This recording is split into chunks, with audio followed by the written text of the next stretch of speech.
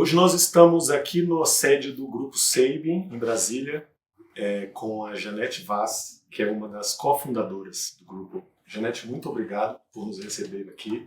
É um prazer poder conversar com você. Eu que agradeço, para mim é uma honra, né, estar aqui hoje com você e com vocês. Bom, eu queria começar do início, né? Você é natural do estado de Goiás, né? Por que Brasília? Por que a escolha de Brasília para vir morar, trabalhar e viver? E ser feliz. E ser feliz. A melhor parte eu acho que é essa, né? Quando a gente tem 25 anos, eu tinha quando eu mudei para Brasília. Vim de Anápolis, uma cidade 150 quilômetros de Brasília, então muito próximo. E Brasília estava começando, então toda a expectativa de quem formava naquela época era arrumar um emprego em Brasília porque ficava próximo de sua família. E foi com essa expectativa que eu cheguei aqui também. Foi muito bom, porque era um momento de início de carreira, eu tinha casado, eu já estava com um filho de 7 meses, que era o Leandro. Então, eu estava começando a vida literalmente. Nós chegamos aqui em 2025, eu trouxe três pedidos de amigos para emprego, nenhum deu certo em lugar nenhum, mas eu vim com o sonho de ter o meu negócio, né? E esse sonho de ter negócio, ele vem muito da minha formação, da minha criação, da experiência do meu pai de ter construído sozinho tudo que ele construiu. O papai foi um empreendedor e ele é o meu exemplo. Então, vir para Brasília, começar o meu negócio, tem muito a ver com esta questão de família, de estar perto de família, de experiência de pai. Aqui eu encontrei a Sandra, aqui nós começamos juntas. Foi uma experiência que deu certo. A própria experiência do nosso começo, que já foram alguns anos depois, eu conheci a Sandra no laboratório onde nós começamos, mas aquela vontade de ter meu negócio, ele só fazia aumentar. Um dia teve um laboratório, que era um de 4 sócios, e um estava vendendo a sua parte. Eu fui lá, voltei e conversei com o Dr. Pouso, que era o dono do laboratório que nós trabalhávamos. Ele respondeu para mim assim: Janete, 1 é pouco, 2 é bom, 3 é demais. Eu não tenho quem fica no meu lugar para eu tirar férias.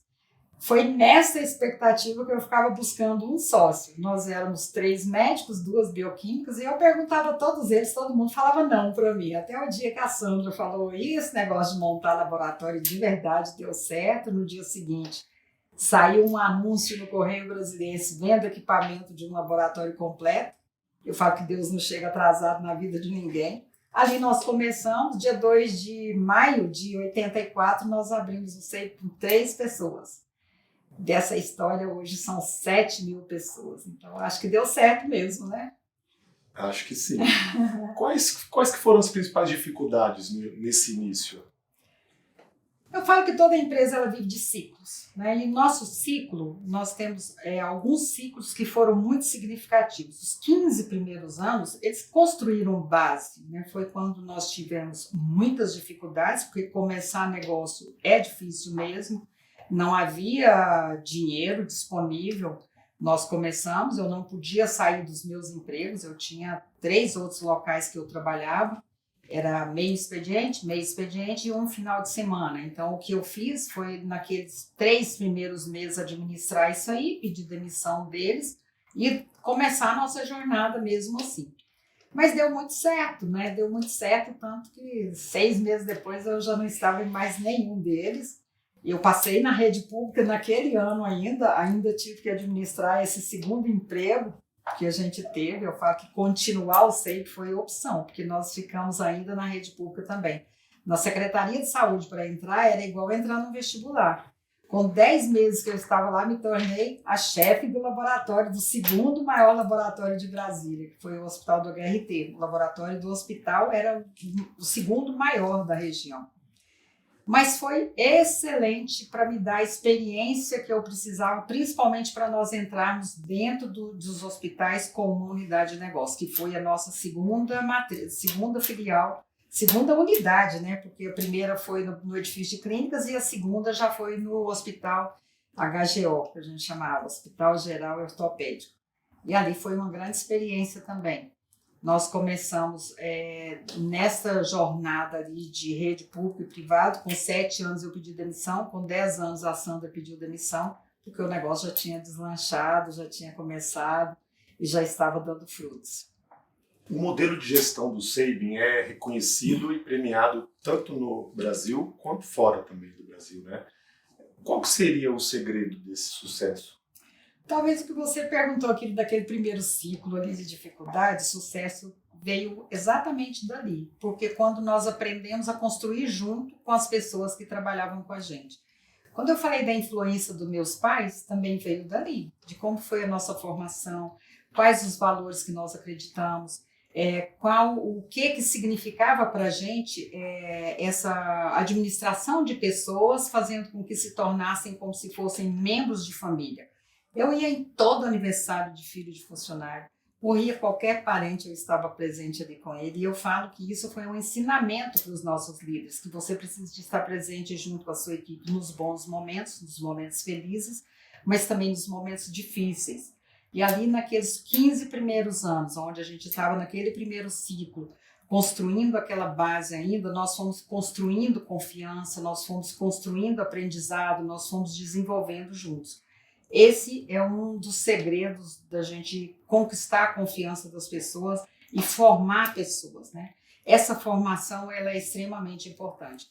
Quando nós começamos a ganhar premiações, já foi em 2002. Foi a primeira premiação que nós recebemos, foi essa de 2002. Então eu falo que a partir de 2002 nós já começamos a conquistar os frutos adquiridos daquele primeiro valor ali que a gente tinha. Nós fizemos um curso da Fundação Dom Cabral, que chamava os 4 P's da governança. Em 2013, nós fizemos a governança do SEI, e o professor Rossetti deu este curso ali. E neste estudo dele, nós tivemos que fazer uma imersão dentro da nossa fundação, até aquele momento em que nós estávamos, para a gente extrair dali, porque nós ficamos com a responsabilidade de falar sobre P de princípios. Eu achei que ele ia nos convidar para falar de P de pessoas, porque é uma empresa premiada com pessoas. E foi lindo quando nós, ao extrairmos o que o SEIB tinha de valores para receber e conquistar tantas premiações, a gente viu que foram os princípios que nos norteou, que nos ajudou a tomar direção, que nos ajudou a tomar as decisões do dia a dia. Era valor empresarial, valor cultural, valor espiritual e valor familiar. No valor espiritual, eu falo que nós falamos de Deus com muita naturalidade aqui. A gente fala que Deus é o presidente do SEIB, as pessoas têm a liberdade de ter a religião que quiser, mas a gente sabe que os valores que estão na Bíblia que nos fundamentam nesse processo de enriquecimento, de reconhecimento, de valorização das pessoas. Então, ali eu descrevo que a humildade, né, não somos melhores do que ninguém, nós temos bioquímicos, nós temos mais de 500 médicos com especialização, com doutorado, mas nós temos os nossos motoristas que transportam a amostra, nós temos as meninas da limpeza. Então, é isto que a gente traz aqui, que é esse equilíbrio entre o que as pessoas têm de contribuição para que o resultado final seja eficiente. É se levar essa igualdade para todos, distribuir benefícios com igualdade para todos, esse sentimento que a gente fala ali, que vem destes valores espirituais de simplicidade, de humildade, de justiça, de servir, de amor, eles são fundamentais nessa base aí. E o outro são os valores familiares, que eu falo que meu pai foi o meu guru, meu pai e a minha mãe é a DNA do Instituto SEIB, eu falo que é o da minha mãe, né? Que é o cuidar, o zelar, o estar preocupado uns com os outros, em fazer tudo isso acontecer. E aquele jeito do meu pai de bom senso, de justiça, ele falava que a sua palavra vale mais do que a sua assinatura, você precisa de, se quiser ter uma boa colheita, escolher muito bem a semente, preparar a terra para fazer uma boa colheita, uma boa safra, que era o que ele falava. E esse sentimento de estar o tempo todo valorizando as pessoas, tanto faz, o papai ele atendia o homem mais rico, o fazendeiro mais rico da região, ou o empregado agregado da fazenda da mesma forma, com os mesmos talheres, do mesmo jeito. Então, eu acho que é esse nosso jeito, né, de simplicidade mesmo, de característica de mineiro com goiano, que talvez tenha construído esta base de respeito e de responsabilidade com as pessoas, né?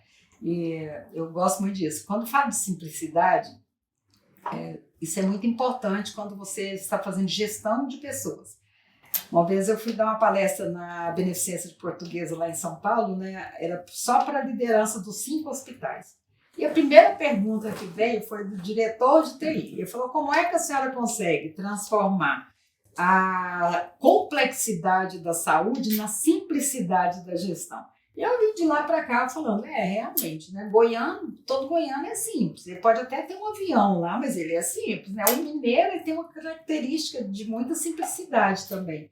Eu falei, isso precisa de estar nos nossos valores. Foi quando a gente introduziu simplicidade dentro da nossa escala de valores ali, né? Que a gente tem esse cuidado, esse compromisso, né? De estar olhando quais os valores que nos norteiam. Então, esta é a construção que faz com que depois é reconhecido pelos colaboradores. Esse cuidar dele, esse olhar se ele está sonhando, né? Quando ele entra aqui, a minha pergunta para eles era essa mesmo: você é feliz? Precisa sonhar, porque eu acredito nos sonhos, né? Quando você tem um sonho, você acha caminhos, você acha objetivos para isso e você consegue realizar seus sonhos. E ninguém cresce nada e nem sozinho. Então, a gente sempre pleiteou que as pessoas também, né, viessem a sonhar. Nós estimulamos para que elas tenham estes sonhos realizados. Nós estimulamos para que elas possam se desenvolver e crescer. E a gente estimula falando e fazendo junto e trazendo ferramentas para que eles possam crescer, desenvolver e poder galgar uma carreira aqui dentro. Ou mesmo se não ficar aqui, ele vai levar com ele a herança do conhecimento que ele adquiriu e daquilo que ele construiu. Então, o SEIB construiu esses reconhecimentos lá fora, principalmente na Great Place to Work. Nós já estamos lá há 18 anos, né, consecutivos. É difícil de entrar, mais de 4.000 empresas participando. Eu falo que isso tudo é fruto desta base que nós criamos ali, deste ciclo de desenvolvimento que nós fizemos junto com as pessoas ali. Tem muita coisa boa nisso tudo aí que eu acho que a gente sonha e a gente acredita e a gente vibra, né? Nós aqui dentro, nós vibramos até com anúncio de gravidez. Por quê? Porque nós ficamos sabendo antes do pai. E depois, é importante que as mulheres se sintam também realizadas em todos os pilares da sua vida. É isso que a gente faz aqui, é olhar individualmente para as necessidades de cada colaborador, olhar individualmente no desenvolvimento das pessoas. É um líder, ele é orientado a ser inspiração, a fazer junto, a circular pela empresa, a conhecer os anseios e sonhos dos colaboradores, a fazer com que essas pessoas felizes possam produzir mais e melhor. Então, esse é o nosso objetivo final, é fazer com que ele se sinta realizado e ele sinta a fidelidade dele venha em contrapartida pelo que ele recebe todos os dias aqui. Ele não entra aqui na empresa para realizar os sonhos da empresa, ele entra para realizar as suas necessidades. Mas, ao fazer isso, a gente depara com ele fazendo o que faz porque ama, porque gosta e porque sabe que terá uma contribuição e também será recompensado e reconhecido por isso.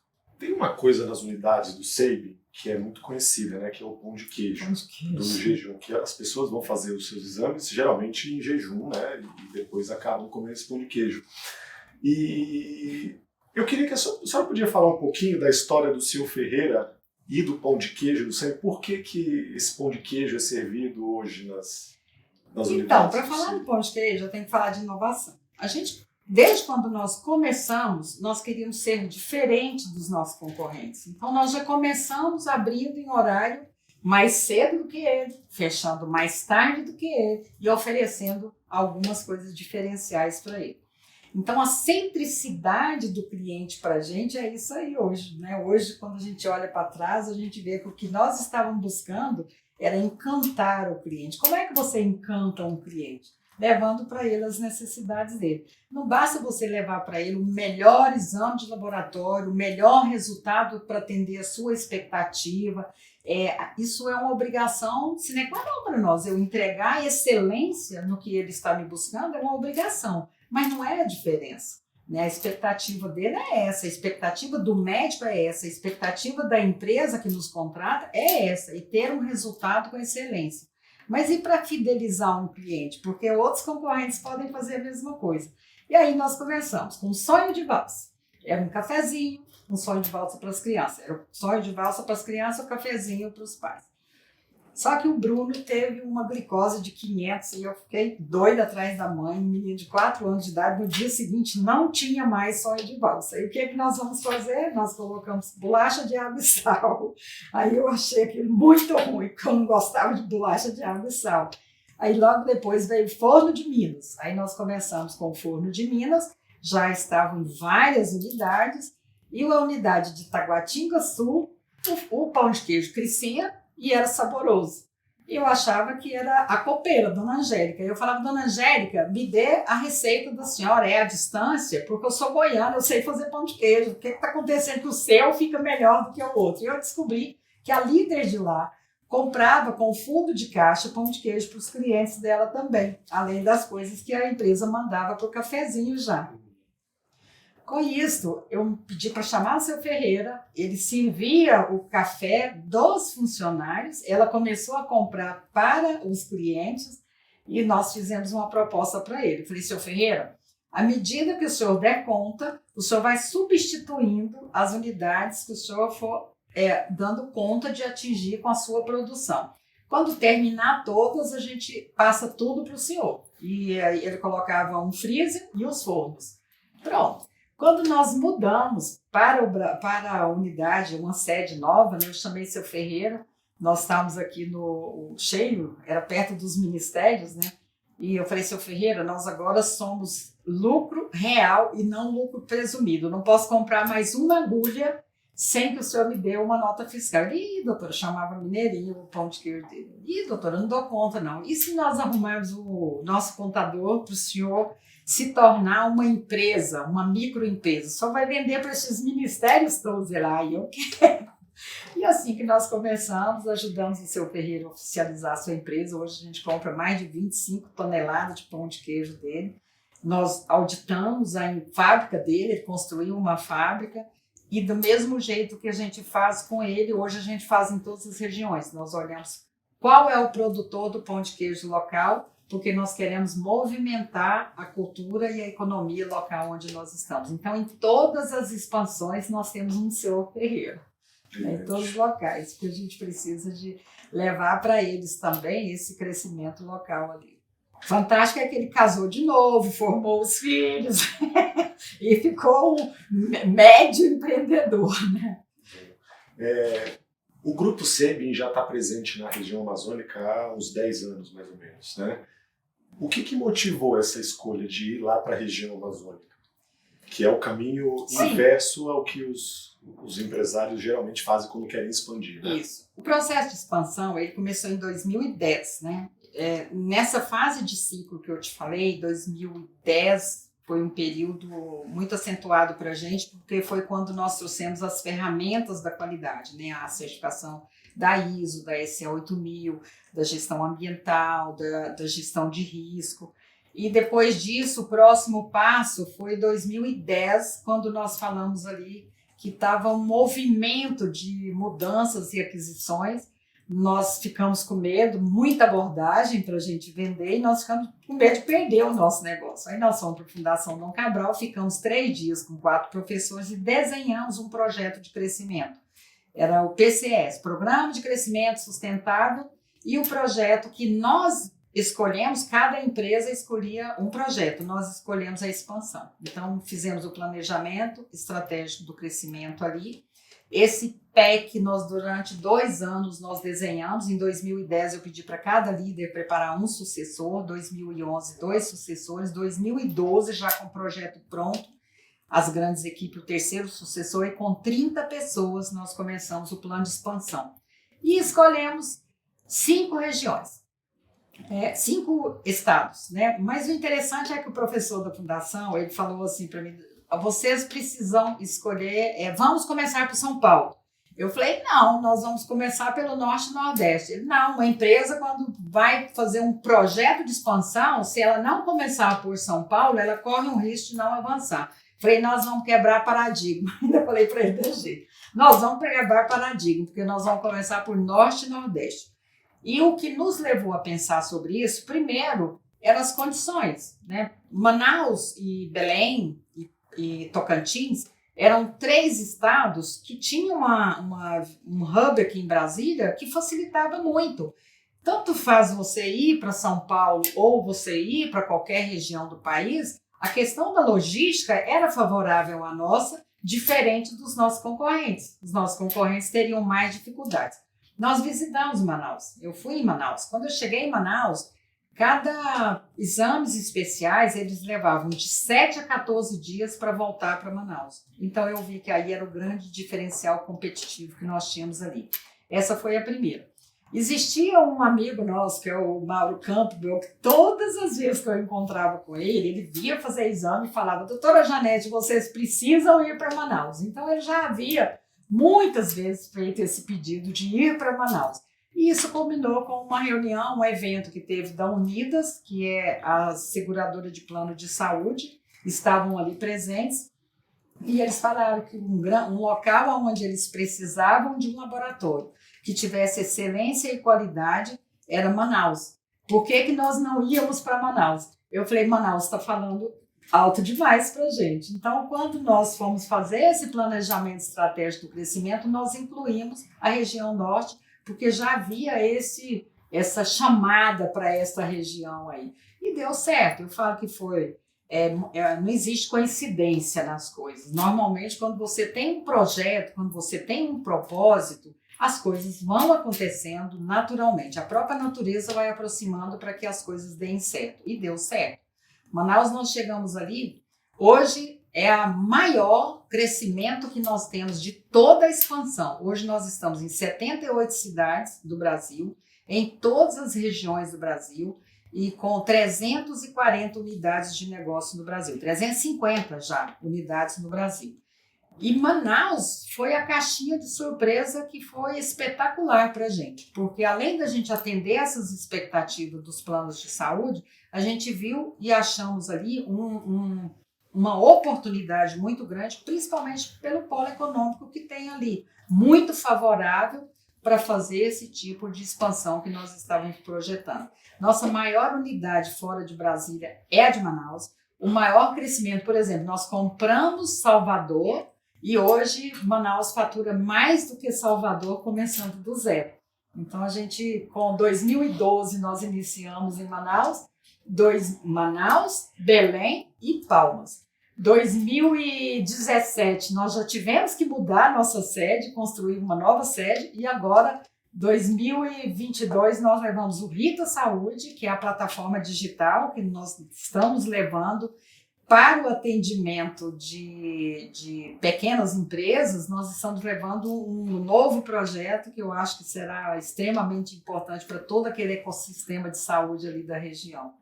E também levamos o Instituto SEIB, que é um orgulho, tenho muito orgulho do Instituto SEIB, gosto de falar do Instituto SEIB, porque o Instituto, ele nasceu por um desejo meu. Eu tinha vontade de adotar um filho, eu vi que fazer exame para uma creche era muito mais do que adotar um filho. A partir daí, nós começamos a fazer instituições de idosos também, e em 2005 nasceu o Instituto SEIB para abraçar aqueles inúmeros projetos sociais que nós já fazíamos. O Instituto SEIB, ele vai para todas as regiões onde nós estamos e ele oferece ali os mesmos projetos que nós temos aqui, ele oferece ali também. Então, nós levamos as ludotecas, que são os brinquedos sexuados, para que aquelas crianças que sofreram algum tipo de abuso possam relatar para assistente social ou para os serviços de psicólogo para esses trabalhos. As brinquedotecas também, as ludotecas e os demais projetos que a gente tem aqui, nós levamos todos eles. A gente tem o Instituto como um grande companheiro do Laboratório SEIB em todas as regiões e a gente tem muito orgulho daquilo que a gente leva, né? A nossa pergunta é: qual o retorno social que nós queremos levar para as regiões que nos abraçaram, que nos acolheram? A gente tem feito isso ali também. E eu gosto muito, né? Lá nós temos feito alguns trabalhos bastante significativos também pelo Instituto SEIB. Bom, você falou da parte boa, né, de operar lá na Amazônia. Agora eu queria saber da parte ruim, né? Existe alguma dificuldade de se operar saúde, por exemplo, na Amazônia? Hoje não mais, né? Eu vejo que hoje, pelo contrário, quando nós chegamos, a gente entendeu que houve uma mobilização de todo o sistema de saúde de lá em prol de acompanhar aquilo que a gente já fazia aqui e que fez diferencial para o SEI. Não é fácil você chegar e sair. Esse ano nós saímos como as melhores do ano, primeiro lugar. Época Negócio 360 graus, onde ele mensura ele mensura responsabilidade social, ele mensura financeiro, ele mensura sustentabilidade de uma organização.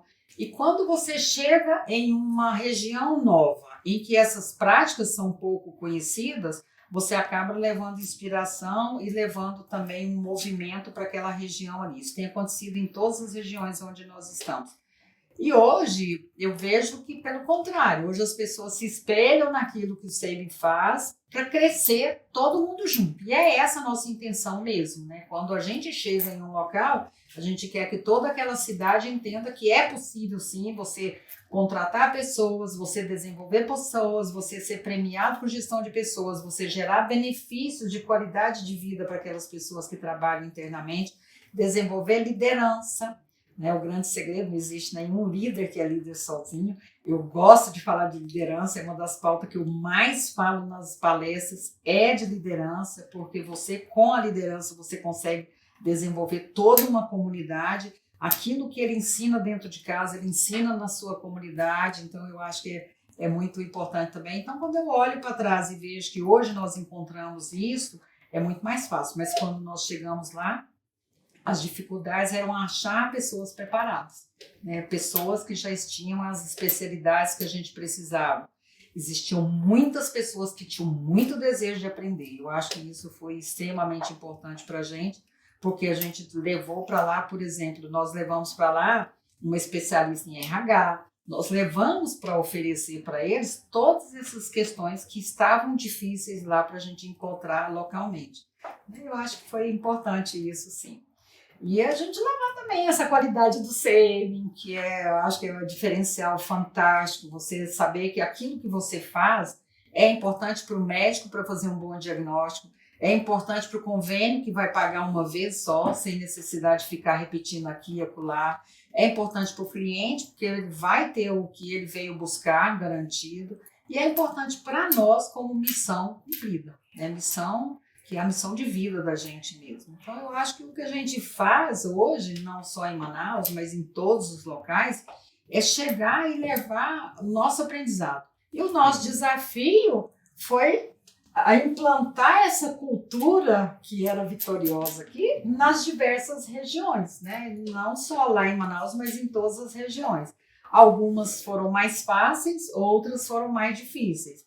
Mas quando nós chegamos também, a gente faz um projeto que no dia zero que nós começamos, isso não é o caso de Manaus, porque lá nós não adquirimos nenhum laboratório, lá, foi o contrário, vou contar daqui a pouco, mas onde nós chegamos, nós respeitamos muitas pessoas nesse sentido. Nós fizemos todas as perguntas da Great Place to Work. Por quê? Porque nós precisamos saber em que patamar de desenvolvimento está aquela região ali. Aí nós fizemos todas as perguntas da Great Place, mas perguntamos também, quem é seu líder, na ausência do seu líder, a quem você se recorre e quem você indicaria para a liderança. Com isso, eles mesmos nos indicam qual o grupo de liderança nós podemos transformar aqui. Agora lá eu fiz a pergunta ao contrário, que nós iríamos começar do zero. Eu entrei no sistema que fala com todo mundo e perguntei, quem quer voltar para casa? Com essa pergunta. Para as pessoas que estavam... 100% sei. Quem quer voltar para casa? Vamos abrir em Manaus. Essa foi a pergunta. Aí a Simone entrou de imediato. A Simone trabalhava na unidade do Lago Sul. Aí ela entrou de imediato. Doutora, minha mãe é de Manaus, ela vai amar voltar para casa. De jeito. Ela pediu demissão, a mãe estava aposentada aqui. Aí depois ela me veio. Doutora, meu marido trabalha é gerente de uma loja de tintas. Dá emprego para ele também? Eu falei, então... Traz seu marido para cá, para a gente treiná-lo para ele ser do relacionamento. Ele que vai fechar os convênios para a gente lá.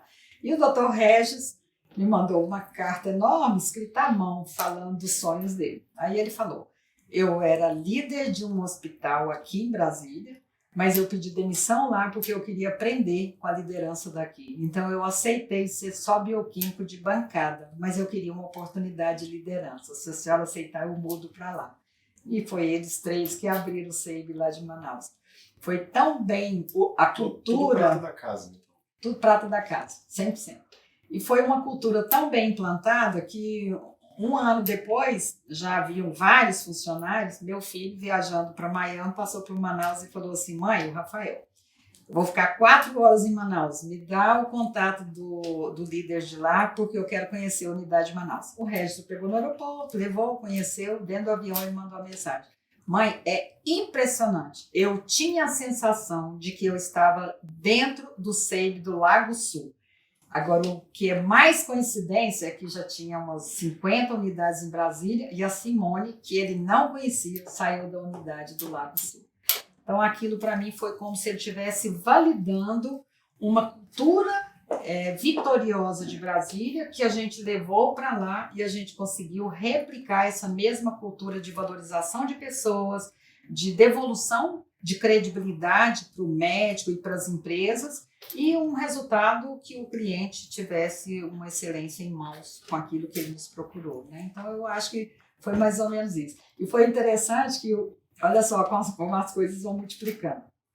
O presidente da Universidade Corporativa do Banco do Brasil, voltando de lá para cá, ele pegou um voo da Avianca, né?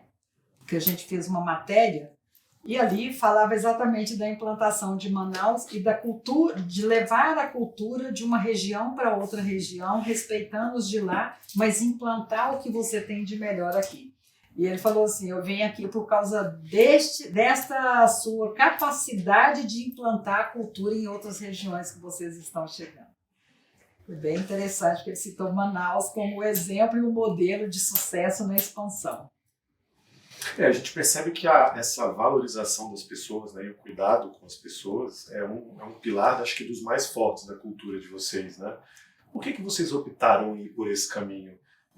Inclusive, em 2003, vocês se certificaram com a SA 8000, né, que é uma certificação baseada em responsabilidade social e esse cuidado com as pessoas. Cuidado com as pessoas e com a sociedade. E com o negócio. Ele faz esse cuidado tripé aí. Por que vocês dão tanto valor para essa valorização das pessoas? Foi interessante, porque esse ano o Lobão, que foi o meu orientador na Fundação Dom Cabral, e ele hoje é da HSM, em janeiro deste ano, visitando aquele evento que tem em Nova York para varejo, ele mandou um vídeo falando assim, as empresas hoje estão mais voltadas para sensibilidade, para humanização e para liderança feminina. E eu retiro essa liderança feminina porque eu não acredito que exista diferença de liderança feminina. Existe sensibilidade feminina que está no homem e que está na mulher. Então eu acredito muito nisso. E tudo que ele pontuou ali era exatamente o que a gente faz aqui. Humanização, simpatia, capacidade de resolver problemas complexos, velocidade na resolução de problemas, e isso é um diferencial que eu acho que a gente tem muito aqui. A equipe é jovem, a gente sempre teve essa preocupação de fazer isso, e sustentabilidade da organização. Então, quando você fala da SA 8000, o que ela faz? E em 2003 nós certificamos, e em 2002, a minha primeira palestra, que eu pisei em palco, peguei o microfone para fazer uma palestra para evento, foi no TJDF, e ali era administrando com visão social. Tudo que está no ICD hoje, tão propagado dentro das organizações, ele está contemplado na SA 8000. Então, é uma certificação que qualifica você olhando para as melhores práticas do mundo, de como você valorizar as pessoas internamente, como você reconhecer as pessoas que estão fazendo a empresa crescer, como você gerar benefício de troca para estas pessoas, mas acima de tudo também, como garantir a sustentabilidade da organização, garantir que estas pessoas não ficarão sem emprego. né? Então, o que ele quer ver é isso, garantir que estas pessoas têm segurança no emprego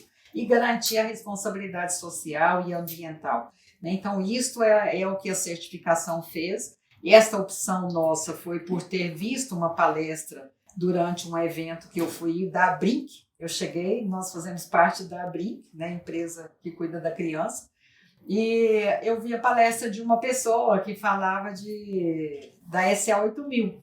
E eu conhecia a SA8000, trouxemos esta pessoa para fazer uma palestra para toda a nossa liderança, nós a contratamos e implantamos, e a partir daí a gente criou todo o plano de carreira do SEIB. Foi a partir desses indicadores e dessa forma, porque o que ela nos ajudou a fazer? Ela nos ajudou a pegar tudo que o SEIB já fazia internamente, de uma forma ou de outra, ela nos ajudou a gente a colocar dentro de um guarda-chuva só as normatizações daquilo que nós fazíamos informalmente. Então, ela formalizou os nossos projetos de como é que você vai gerar benefício para o colaborador, como é que você vai gerar benefício para a comunidade, né? O que é importante você observar quando você entra em uma instituição para fazer uma coleta de sangue, por exemplo. Aquela instituição é registrada, ela tem regras,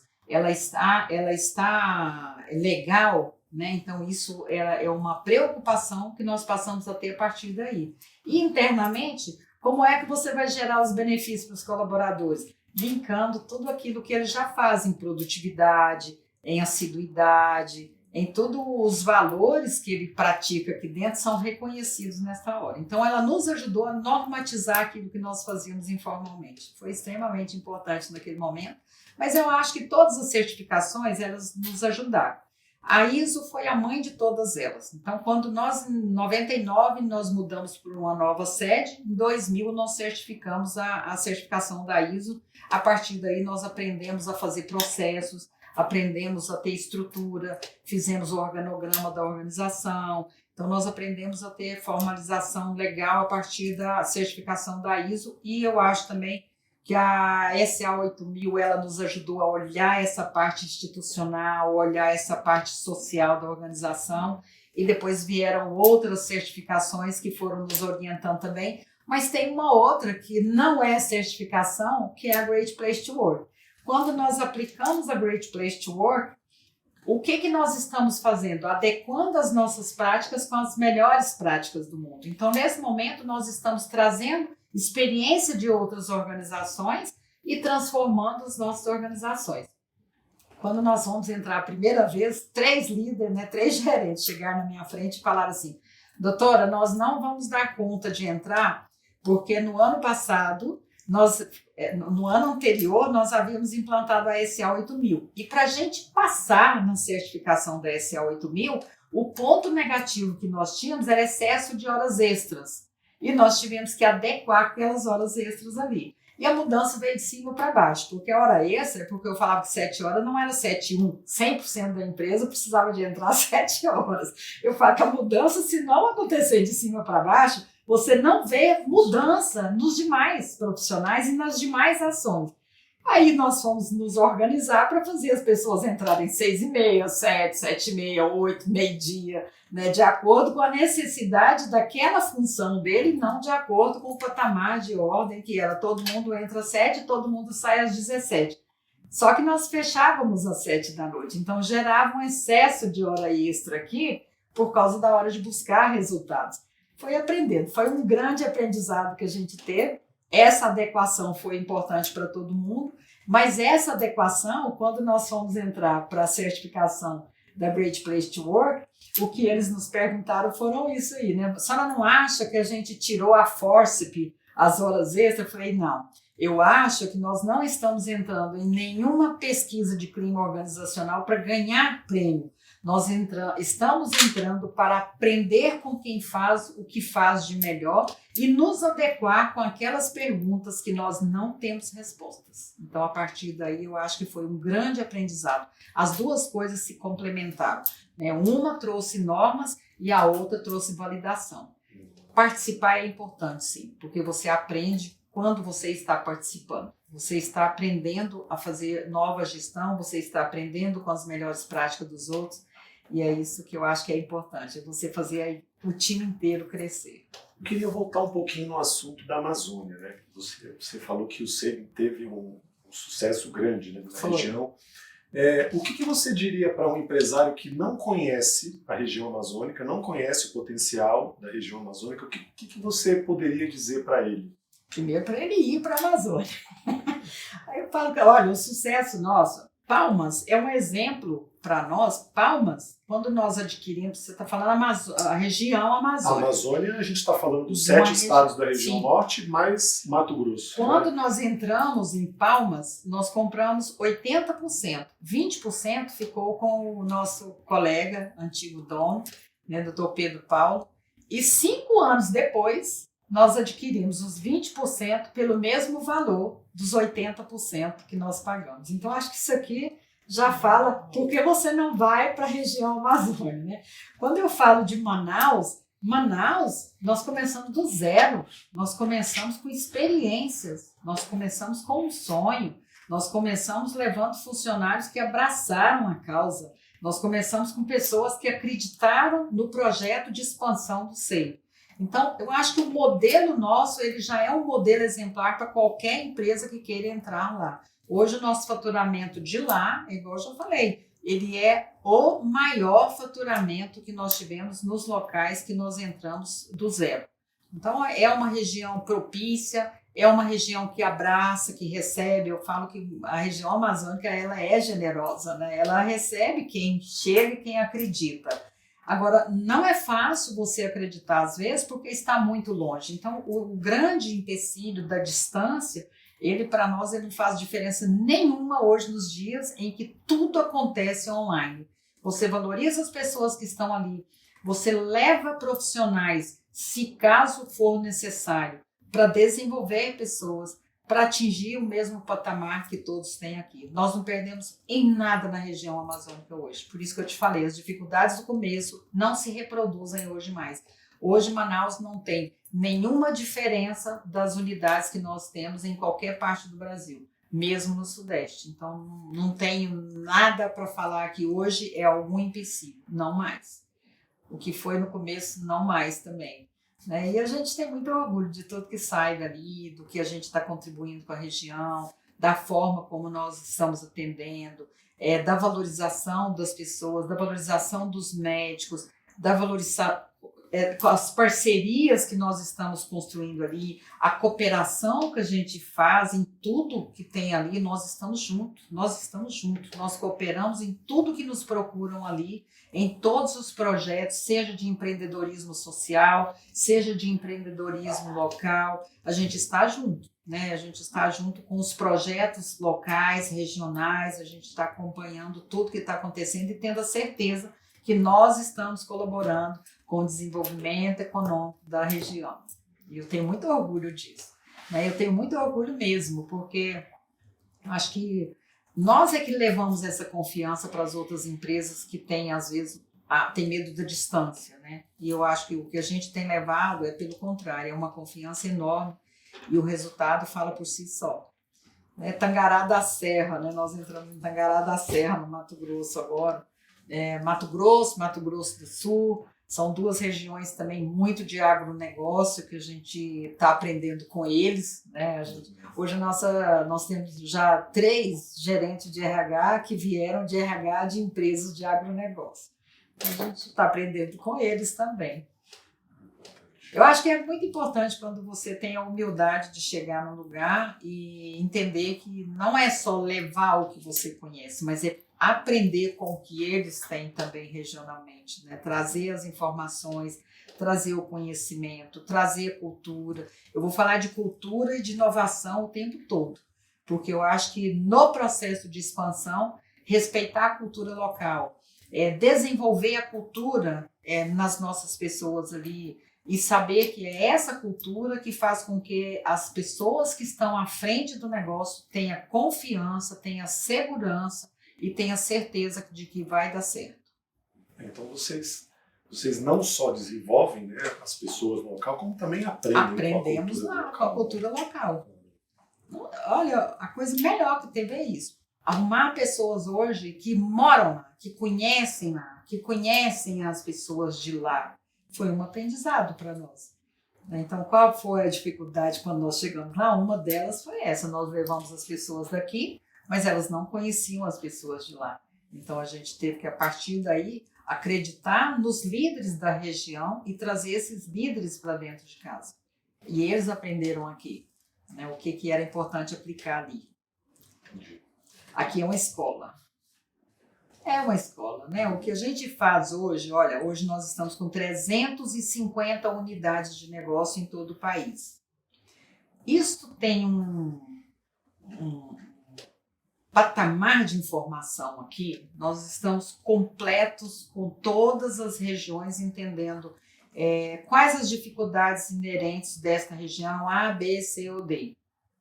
Nós entendemos, as seguradoras de saúde são impactantes para nós, então o que podemos fazer para ajudar as seguradoras de saúde ali também, naquela região ali, né? Um dos motivos quando a gente foi para lá era levar um serviço de qualidade. Nós somos o único que temos a certificação, é a única medicina diagnóstica de Manaus que temos a certificação do PAL, que ainda até hoje. Né? Então, assim, a gente sabe que nós estamos entregando o que tem de melhor qualidade e as operadoras de saúde sabem que pode confiar na empresa que está ali. Não só ali, como em todas as outras regiões. Né?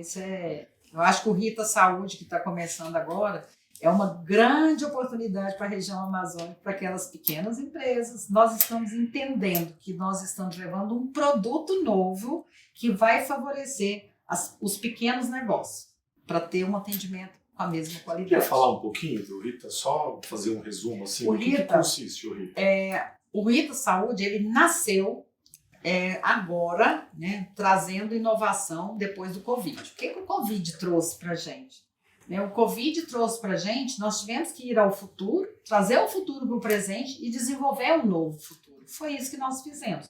Nós alavancamos o nosso negócio em várias experiências do cliente. Nós fizemos com que o Covid, que veio para fazer, que veio e foi um desafio para todas as organizações de saúde, fez com que a gente trouxesse inovação que não estava nem planejada, como foi o caso dos drive-thru. Do dia para a noite nasceu o drive-thru por necessidade.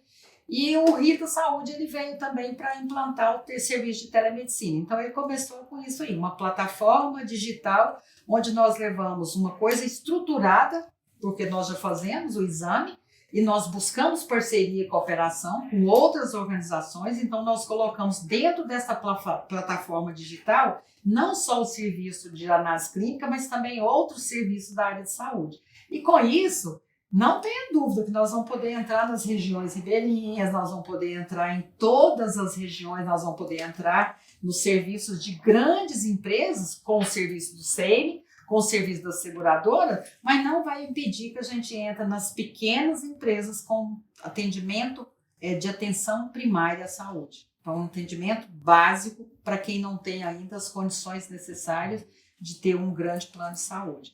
Então, eu vejo que é uma plataforma digital que é uma resposta para o cliente que tem uma necessidade de atenção primária. A Rita é um grande resultado.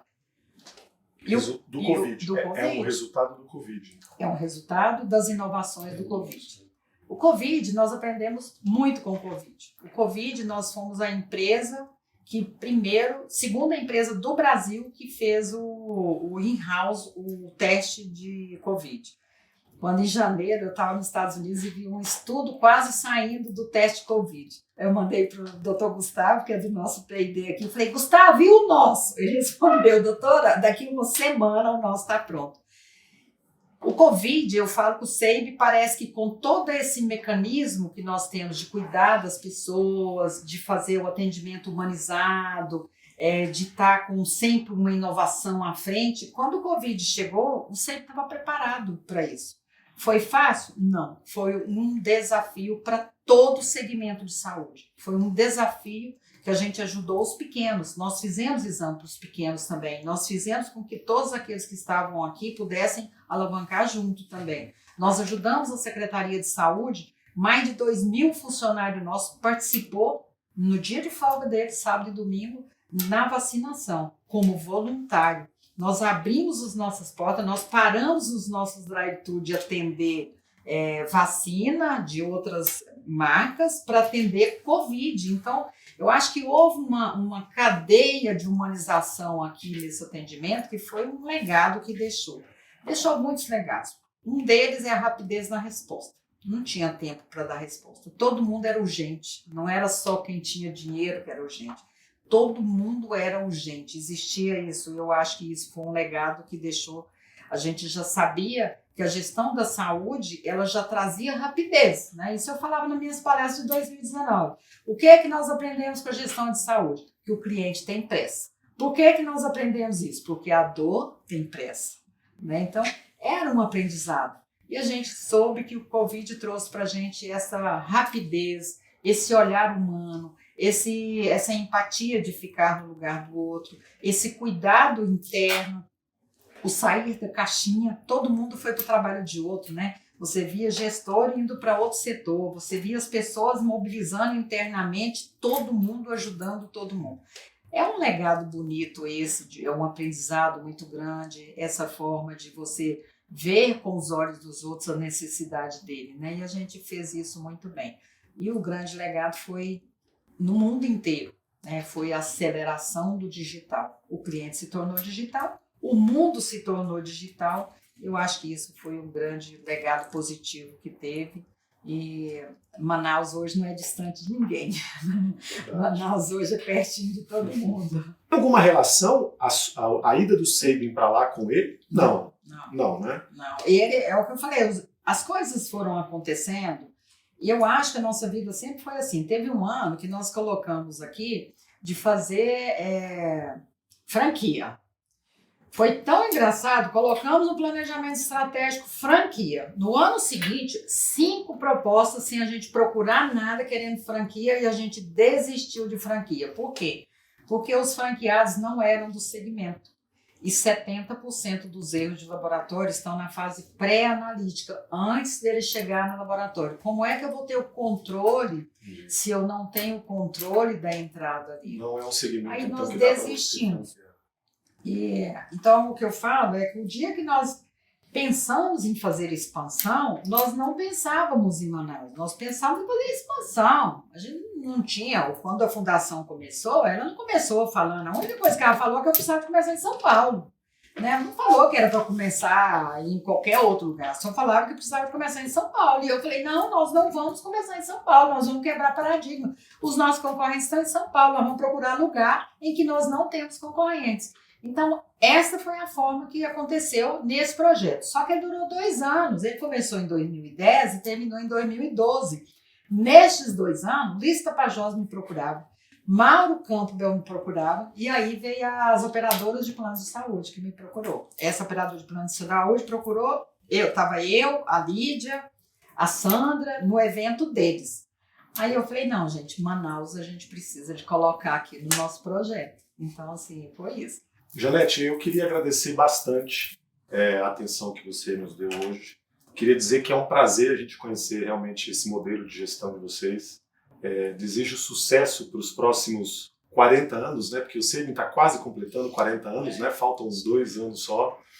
E eu desejo muito mesmo que outras empresas pudessem se inspirar nesse modelo de vocês, porque eu tenho certeza que se mais empresas adotassem essa política que vocês têm, principalmente de valorização de pessoas, eu acho que a gente teria uma sociedade muito melhor. Então, eu queria agradecer realmente por conhecer, né, o Laboratório Sabin, o Grupo Sabin, e fica aqui a minha gratidão.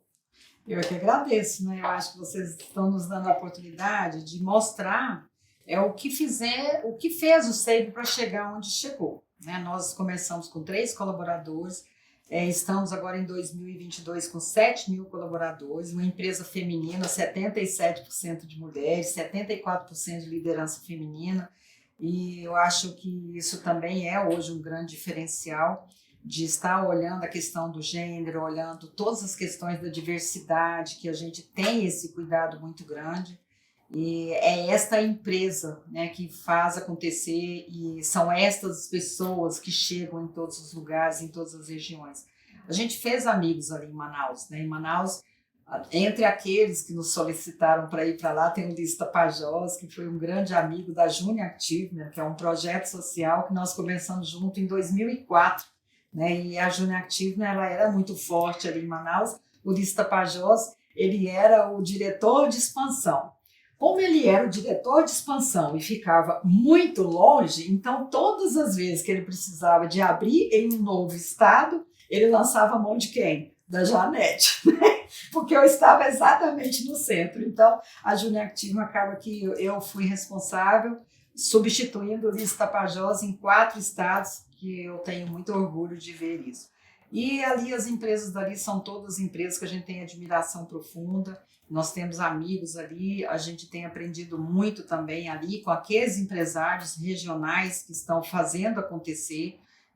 Isso é muito importante. Eu acho que a nossa construção é essa, construção de parceria, construção de amizades, construção de uma visão de futuro, em que estarmos todos juntos é que vai fazer a diferença, né? A nossa existência só tem sentido se a gente olhar um para os outros, se a gente caminhar junto, se a gente entender que o país ou o mundo, agora mais do que nunca, depende dessas conexões, depende desse sentido de servir, de ajudar e de estar caminhando junto. Né? E ali a gente acha que é um local onde tem muito espaço para crescer. Nós estamos confiando muito nisso. Nossa expectativa foi essa quando nós fizemos a segunda maior núcleo técnico operacional nosso. Foi lá, o dia que eu cheguei, eu olhei e falei, gente, eu estou em Brasília, né? É o mesmo tamanho de Brasília. É isso mesmo. Então, ali é uma outra rede. Por falar estou em tamanho do Brasília, o nosso gestor de Palmas, ele fala que ele está criando a segunda rede, porque esta aquisição de Palmas já está fazendo novas aquisições, assim como a nossa própria equipe de Manaus abriu em Boa Vista. Então, nós estamos criando uma rede do bem de expansão e de crescimento. Boa Vista também já está na sua 3ª unidade, começou do zero. Olha que região propícia. Então, a gente só tem que agradecer todas as pessoas que acreditaram, que confiaram na gente e que têm entregue a sua vida para que a gente possa olhar como está a sua saúde, né? Isso é o que nos gratifica, é exatamente isso. É esse o retorno que nós queremos, é essa fidelização, é essa confiança, é esse estar junto com todos que estão nessa cadeia fazendo acontecer. Muito obrigada. Regina, eu que agradeço, Janete. Obrigado.